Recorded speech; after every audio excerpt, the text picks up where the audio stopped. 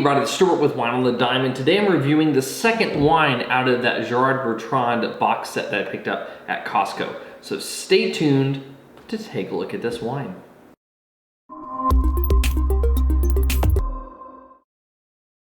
Hey everybody, before we begin today's video, if you like it, go ahead and subscribe to the channel, click that notifications bell, share it with a friend, send it anonymously to an enemy, whatever you need to do in order to make this work. All right, so today we're going to be looking at the 2015, and I apologize in advance because I can't pronounce any language, even English, Art de Vivre red wine blend from the Languedoc region of France. It is 14.5% alcohol by volume, and I got this wine in a box set, and it was like, I want to say the box set itself was about $12 at Costco, which is incredible because when I was looking up what the blend of this wine is, it retails for $18 on its own. So either someone totally screwed up on the pricing at Costco, or holy crap, the wines at Costco can be pretty cheap. But with that being said, let's take a look at this wine. So this wine is a very typical blend from the Languedoc region. It's what's called a GSM by a lot of people, Grenache, Syrah, and Mourvedré. And that's what the blend is. It doesn't give you any percentages, but that's what the blend is. Let's take a look at the color. From a color standpoint, because of how much I can see the stem, I'm gonna say pale ruby, no artifacts, no cloudiness.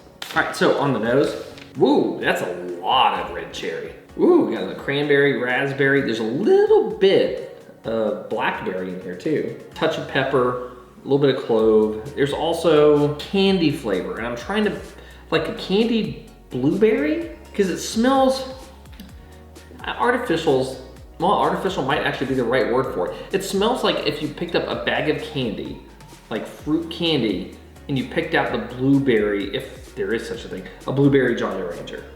That's what it would kind of remind me of. It's just this kind of candy note, and it's there. There's also a little bit of plum, just a touch. There's also a very noticeable grape element, like Concord grape, that is present in this wine. But how does it taste? Medium plus acid, medium minus tannins, medium body. It's not too heavy.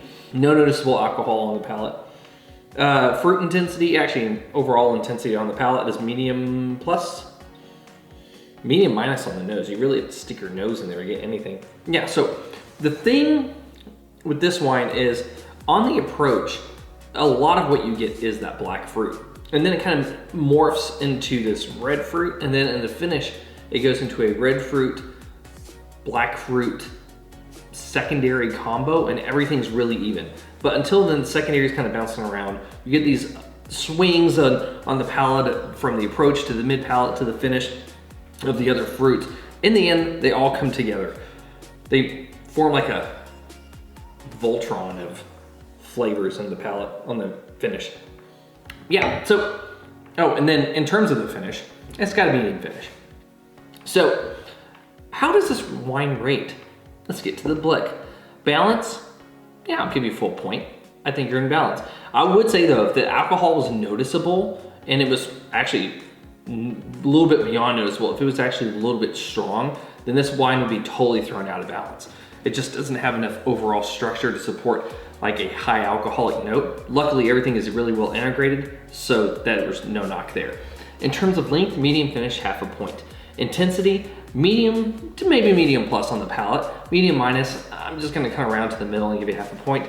And complexity, a reasonable amount of primary. I am getting noticeable secondary, though it's not intense all the way through, but that's a whole nother issue, which I already gave you half a point on, so I'm gonna give you half a point. They're good. I think the red is better than the white wine in this package. And if you have an opportunity to just pick this up, it's not a bad buy, especially since you get a really cool bottle out of it. This thing weighs as much as my youngest child.